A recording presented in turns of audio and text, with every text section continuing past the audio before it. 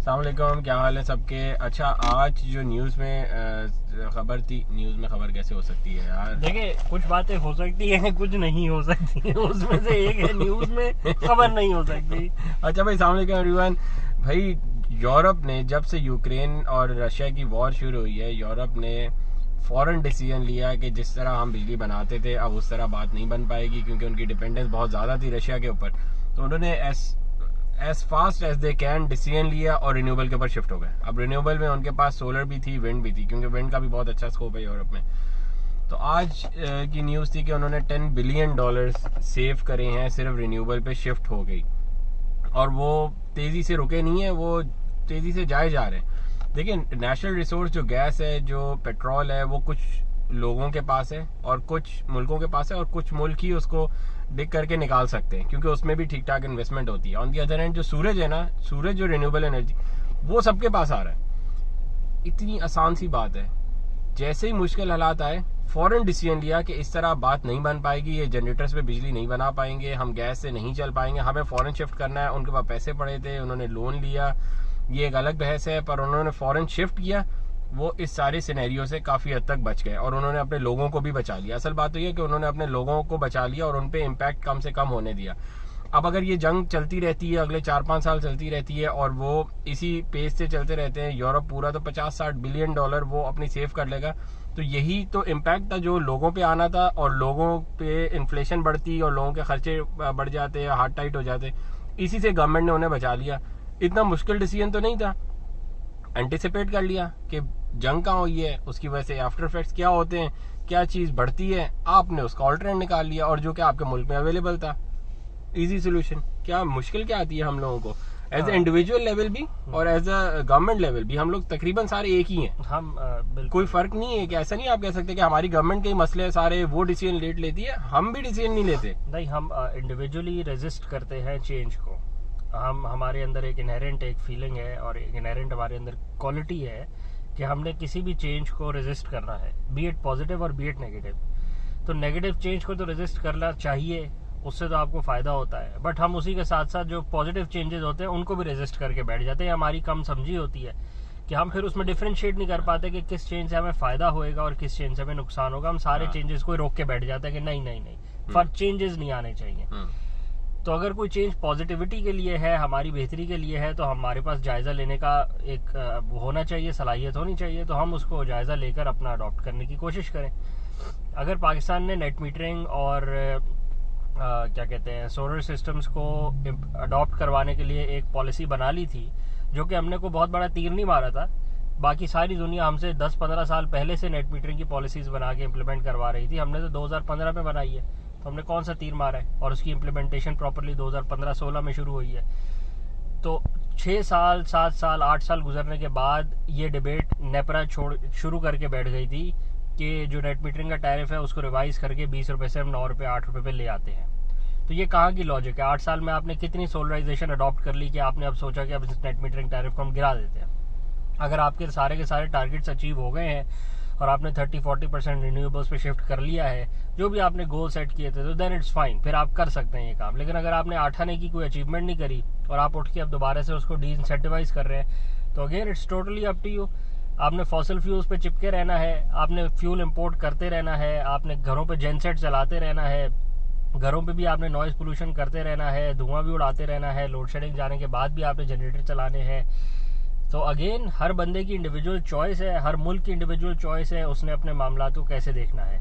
But generally जो दुनिया का स्कोप है, जो दुनिया जिस फास्ट पेस से चलती है, जिस फास्ट पेस से डिसीजन लेती है, जिस पाथवे पे वो चल रही है और जिन चीज़ों को अडॉप्ट कर रही है, अगर उस अडॉप्शन से हमें कुछ बेनिफिट मिल सकता है तो हमें उसको डिस्कस करना चाहिए। बिल्कुल। और हमें कोशिश करनी चाहिए कि वो पहलू जो हमारे लिए फ़ायदेमंद है हम उनको अडॉप्ट कर लें, और वो पहलू जो हमारे लिए फ़ायदेमंद नहीं है हम उनको छोड़ दें। बिल्कुल। बड़ी सीधी सी बात है, कोई लंबा चौड़ा मुश्किल से ये मामला नहीं है, बड़ा सीधा सा मामला है। तो हम चीज़ों को अडॉप्ट करने में बहुत देर कर देते हैं। हमने पहले जो भी नई टेक्नोलॉजीज़ आई हैं, पहले हम इंटरनेट की दुनिया में बहुत पीछे रह गए। आज भी देख लें, हम सिर्फ कम्युनिकेशन के उसमें ही फंसे हुए हैं। हमारे पास इंटरनेट के मामलात में हमारे यहाँ कोई इंफ्रास्ट्रक्चर मौजूद नहीं है, कोई हमारे यहाँ रिसर्च सेंटर्स, कोई डेवलपमेंट सेंटर, मतलब ऐसा कोई स्टेट लेवल पे या प्राइवेट लेवल पे हमारा उसमें कोई फुटप्रिंट नहीं है जो ग्लोबल नेटवर्क है, जो ग्लोबल नहीं, वो तो हमारा लोकली भी नहीं है। हाँ। लोकल भी नहीं है हमारा, हमारी चीज़ें इंपोर्ट ही होती हैं, हाँ। मेजॉरिटी इंपोर्ट होती है। इसी तरह इलेक्ट्रॉनिक्स में आ जाए तो हमारे यहाँ मैन्युफैक्चरिंग हब्स नहीं है, हमारे यहाँ पार्क्स नहीं है, इंडस्ट्रियल पार्क्स नहीं है, और हमारे यहाँ मैन्युफैक्चरिंग को सपोर्ट ही नहीं किया गया, ना ही प्राइवेट लेवल पे कोई इंटरेस्ट आया और ना ही स्टेट लेवल पे कोई इंटरेस्ट को उजागर किया गया। इसी तरह एनर्जी का मामला आया है, 2-3 साल से एनर्जी का क्राइसिस आया हुआ है, दुनिया भर में आया हुआ है, सिर्फ हमारे ऊपर नहीं आया हुआ। हमारे ऊपर वर्सन हो गया है क्योंकि एक तो हमारी इंपोर्टेड फ्यूल कमोडिटी थी, प्लस हमारे डॉलर के जो मामला चले, वो जो पुराना बैकलॉग हमारा चल रहा था कर्ज़ों का, वो सारे के सारे ने डॉलर को बहुत ज़्यादा इंक्रीज़ करवा दिया हमारा, और अब हमारे ऊपर एक बर्डन क्रिएट हो गया है कि हमारे पास डॉलर बिल्कुल भी नहीं है। तो अब आप ऐसी सिचुएशन में जहाँ आपके पास डॉलर ही ना हो, और कल को खुदा ना खास्ता आपके पास बिल्कुल डॉलर ना हो फ्यूल इंपोर्ट करने के, तो क्या करेंगे? जनरेटर कैसे चलाएंगे आप घर पे बैठ के अपना? वो कहाँ से वो फ्यूल आएगा जो आप उसमें डाल के उसको किक मार के बैठ जाएंगे? नहीं कर सकते ना। तो रिन्यूएबल्स में आपकी वन टाइम इन्वेस्टमेंट रहेगी, but in the longer run आपको वो बेनिफिट इसलिए देते हैं क्योंकि वन टाइम इन्वेस्टमेंट के बाद वो क्लीन सोर्स ऑफ एनर्जी है। वो कोई आउटपुट, कोई एमिशंस प्रोड्यूस नहीं करते, कोई नॉइज पोल्यूशन नहीं करते, कोई एटमॉस्फेरिक पोल्यूशन नहीं करते, एयर पोल्यूशन नहीं करते, प्लस उनकी आफ्टर सेल्स मेंटेनेंस बहुत लिमिटेड होती है, मूविंग पार्ट्स उनमें नहीं होते। अगर आपको 24 आवर्स का बैकअप चाहिए उससे, तो आप उसमें बैटरीज इनकॉर्पोरेट करके बेनिफिट ले सकते हैं। अगर आपको सिर्फ डे टाइम रनिंग के लिए चाहिए तो आप सिर्फ सोलर सिस्टम प्लस एक इन्वर्टर होता है जो उसको DC टू AC कन्वर्जन करता है और मॉड्यूलेट करता है सारे पैरामीटर्स को।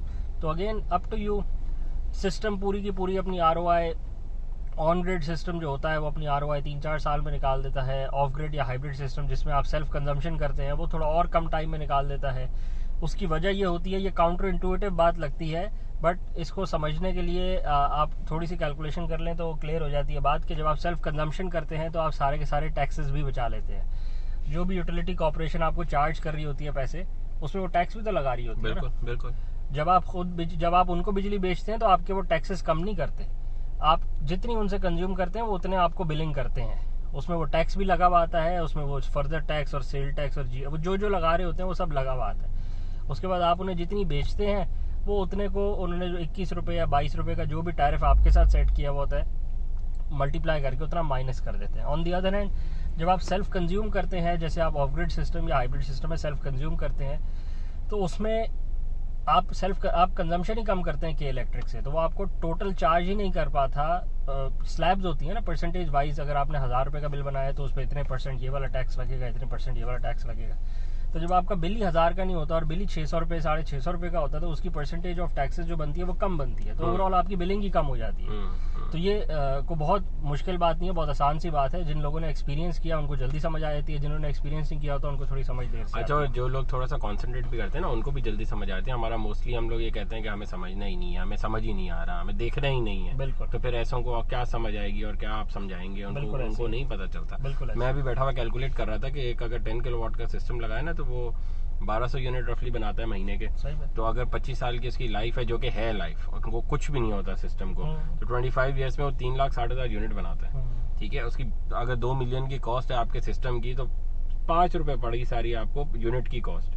25 ईयर्स पे आप किसी भी पेट्रोल डीजल नॉन रिन्यूएबल पे 5 रुपए की कॉस्ट ला के दिखा दें, आप ला ही नहीं सकते। नहीं आती है, आप ला ही नहीं सकते, कुछ भी कर लें। और दूसरा ये कि आप डिपेंडेंट है कि आपको बाहर से लेके आना है पेट्रोल, गवर्नमेंट देगी। तीसरा ये कि उसकी मेंटेनेंस कितनी है। मेंटेनेंस की बता दूं, जो माइंडसेट है हमारा घर में भी और गवर्नमेंट में भी, कि हम जनरेटर चला लेंगे, पेट्रोल से हम बना लेंगे बिजली। अभी लाइट गई थी 1 महीना पहले, पूरे पाकिस्तान में बंद हुई थी।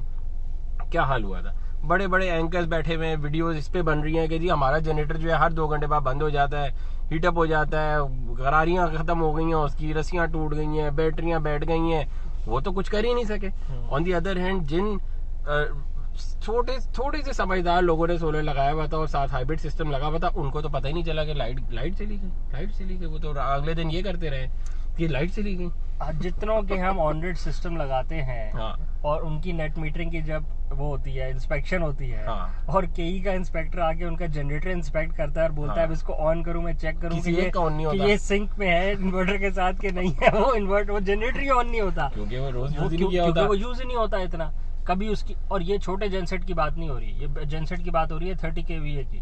बड़े जेनसेट्स हैं ये, बड़े जेनसेट्स हैं जिसमें पूरा का पूरा ऑटोमेटिक सिस्टम होता है, ATS लगा हुआ होता है, उसमें ऑटोमेटिकली ऑन होकर आपके लोड को शिफ्ट करना होता है। बट एक 8 आने का कंपोनेंट है उसमें कि वो उसमें वो लेड एसिड की गाड़ियों वाली बैटरी लगी हुई होती है, जिसको जब आप यूज नहीं करते तो वो डाउन हो जाती है, या उसका फ्यूल फिल्टर चोक हो गया, या उसकी आपकी ऑयल की मेंटेनेंस नहीं हुई भी, या उसमें कोई और नमी किसी कंपोनेंट में आ गई, कोई भी छोटी सी 2 रुपए वाली बात है, वो पूरे के पूरे सिस्टम को फेल करवा के आपके बैठे हुए होते हैं। अब जी जनरेटर मेंटेनेंस वाले को फोन किया हुआ है जी, वो 2 बंदे आ रहे हैं मोटरसाइकिल पे बैठ के, वो आ रहे हैं, अब आपके जनरेटर को दोबारा से बहाल करेंगे। ऑन द अदर एंड अगर आपने ये मसला नहीं पाला तो आपने हर दूसरे दिन उसको स्टार्ट करके रखना है, ये कोई काम है? रनिंग में रहे, मैं अपना काम ना करूं, मैं बैठा जनरेटर ही स्टार्ट करता कर ले, स्टार्ट कर ले। हाँ सही बात है, आपकी चॉइस है, आपकी चॉइस। इधर तो ऐसा कुछ नहीं है ना, मुझे कोई मेंटेनेंस ही नहीं है, वो खुद ही चलते रहते हैं, खुद ही बनाता रहता है, आपने साफ करना है, कहानी खत्म हो गई 15-20 दिन में एक दफा। दूसरी बात ये है कि हम जो है ना बहुत अट्रैक्ट हो जाते हैं वेस्टर्न जो भी उनकी अचीवमेंट्स होती हैं, तो ये ऑन ग्रिड सिस्टम जो है ये एक अचीवमेंट है उन सोसाइटीज़ की, ये कामयाब वहाँ पे है जहाँ पे लोड शेडिंग नामी चीज़ नहीं होती। पाकिस्तान एक एक्स्ट्रॉर्डनरी सिचुएशन है कि यहाँ पे सोलर तो बहुत है, हमारे पास सूरज की कोई कमी नहीं है, बट हमारे यहाँ हमने ही अपने ऊपर एक लोड शेडिंग तारी करी हुई है। तो जब हमारा बिजली का निज़ाम ही इतना वीक है कि वो लोड शेडिंग को ख़त्म ही नहीं कर पाता, तो आपका ऑन ग्रिड सिस्टम किधर कामयाब रहता है?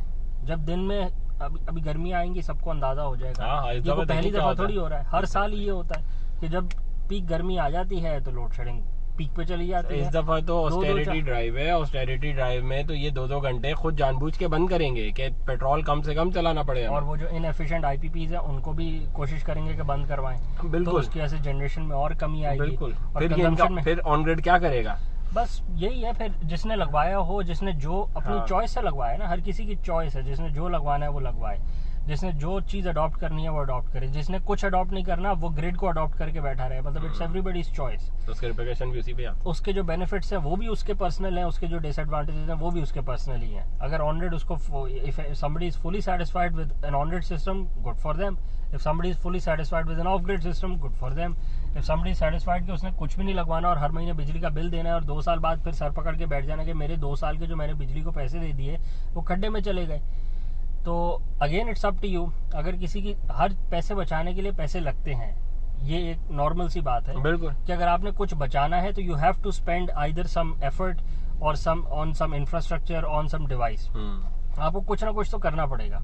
तो अगर आपको बिजली बचानी है और 2 से 3 साल में आप चाहते हैं कि आपकी बिजली के जो आपने इन्वेस्टमेंट करी हो एक सिस्टम के ऊपर वो रिटर्न हो जाए, तो solar system is very wise for you. अगर आप चाहते हैं कि आप जनरेटर ले लें और उसका डीजल फूकते रहें और डीजल को किसी खाते में ना लाएं, किसी मद में ना लाएं, तो अगेन इट्स योर कैलकुलेशन। अब आप उसको बैटरी से कंपेयर करें, 3 से 4 साल में बैटरीज अपनी ROI अगर सिस्टम के साथ साथ ही अपनी निकाल रही हो तो again it's up to you, आपकी फुली चॉइस है, कोई किसी पे फोर्स को बात नहीं कर सकता। एवरीबडी हैज़ टू अंडरस्टैंड कि इंडिविजुअल लेवल पे भी अगर आप पैसे सेव करते हैं और बेकार की मद में पैसे ज़ाया नहीं कर लेते तो बेनिफिट आपका होता है। अगर आप इसी तरह आप एक पुरानी सी गाड़ी ले लें, 2000 नहीं, अब 95 की कोई गाड़ी ले लें जो कि पेट्रोल पे चलती हो, 1300 सीसी का बेशक इंजन हो, 1986 की करोलास भी है ना, क्या एवरेज देती हैं? वो वही देती हैं 8, 9, 10, 11 depending on how you drive. आप चला लें उसको आज रोड पे, क्या फ़ायदा होगा आपको? On the other end you buy a hybrid car, price ज़्यादा है, जाहिर सी बात है। Electric car, next step you buy an electric car. बाकी आपने आसार कदीमा की सोच में रहना है कि 1985 की Toyota Corolla is much better than 2022 hybrid Corolla imported जो आती है। तो again that's very much your. अच्छा, यहाँ हम लोग मोस्टली ना एक दूसरे को भी देखते हैं कि उसने क्या किया हुआ है, उसने अभी तो किसी ने भी नहीं किया हुआ, तो मुझे भी क्या फ़र्क पड़ेगा। पर ये सोच ठीक नहीं है। आपके पास अगर इन्फॉर्मेशन है, आप एक स्टेप आगे लें बाकियों से, आपको फ़ायदा भी उनसे ज़्यादा होने लग जाएगा। ये सारे अगर जो हैं पेट्रोल फूक रहे होंगे और आपके पास इलेक्ट्रिक कार होगी तो बचत आपकी उनसे कहीं ज़्यादा हो रही होगी। सिर्फ एक स्कूल को, बच्चों को स्कूल छोड़ने जाने में ही आपकी ठीक ठाक 1 लाख 1.25 लाख के आपके पेट्रोल की बचत हो सकती है, जो कि बाकी नहीं कर रहे होंगे। अब आप इनको देखते रहे, वो भी तो नहीं कर रहा ना, वो भी तो नहीं कर रहा, तो उससे कोई फ़ायदा नहीं होगा आपको फ़ायदा उससे होगा कि आप उनसे एक स्टेप आगे रखें हमेशा, और अपने डिसीजन वो लें जो बाकियों ने नहीं किए हुए, और अपने आप को अलाइन करके रखें। वेस्टर्न कंट्रीज में देखें कि वो आपसे एडवांस क्यों है और उनकी अच्छी चीजें फॉलो करें, और उनकी अच्छी चीजें फॉलो करें। जो आप वेस्ट की बात कर रहे थे, कैलिफोर्निया में भी तो देखें ऑन ग्रिड लगा हुआ था, उन सबको अब हाइब्रिड पे लेके आ रही है, गवर्नमेंट लेके आ रही है ना। आप थोड़ा सा दूर अंदेशी से सोच लें, थोड़ा सा एंटिसिपेट कर लें। बहुत आसान है चीजें, पर renewable is the only way. कोई और हल नहीं है, ना आपके पास है, ना मुल्क के पास है, और किसी भी मुल्क के पास अब नहीं है। अब और कैसे हो सकता है यार, पूरा दुबई, पूरा सऊदी अरब सोलर पे जा रहा है, 800 मेगावाट के प्लांट्स लग रहे हैं वहाँ पे, जिनके अपने तेल निकल रहे हैं। तो हमें क्या समझ नहीं आ रही कि हम उनसे पेट्रोल और LNG लेते रहेंगे और अपना कुछ नहीं करेंगे? मतलब ये तो lack of understanding lack of understanding है, इसमें और कोई बात ही नहीं है। इसमें और कोई बात नहीं है, इसमें कोई खास बहस करने वाली बात नहीं है। हाँ जिसे नहीं अडॉप्ट करना वो इंडिविजुअली बैंकरप्ट हो जाएगा इन द लॉन्ग रन, हाँ। कि उसकी सारी रिसोर्सेज एक बेकार सी आइटम पे लग चुकी होंगी, और अभी हो रहे हैं ना, जो कि फ्यूल आपने उड़ा के फूक लिया, और जो पहले 15-20 हजार रुपए का एक गाड़ी का फ्यूल लग रहा था, अब वो 80-80 हजार पे चला बिल्कुल गया। लग यही रहा हो है। रहा है ना, हमने अलाइन ही नहीं हाँ। किया अपने आप को ऐसी रिसोर्सेज के साथ जो डिप्लीट ना होती हो। हम सब ने फ्यूल उड़ा के और अब सारे उसी फ्यूल से हम बिजली बना रहे हैं, उसी हाँ। फ्यूल हम गाड़ी में डाल रहे हैं, पेट्रोल में डाल रहे हैं, उसी फ्यूल से हमारे वेजिटेबल्स आ रही हैं वहां से, वो सारी प्राइसें आसमान पे चली गई, बिल्कुल। सिर्फ एक बेवकूफ़ी की वजह से। मर्जी है हमारी भी और हमारी गवर्नमेंट की भी। चलो कोई नहीं। मेरे ख्याल रैप अप करें इसको, सब्सक्राइब करें बस। सब्सक्राइब जो है ना वो बड़ा ज़रूरी है। बिल्कुल बाकी तो सब्सक्राइब चलता करें, रहता है। वीडियो को लाइक कर लें। कोई आपके जहन में बात हो तो feel free to mention in the comments. Thank you.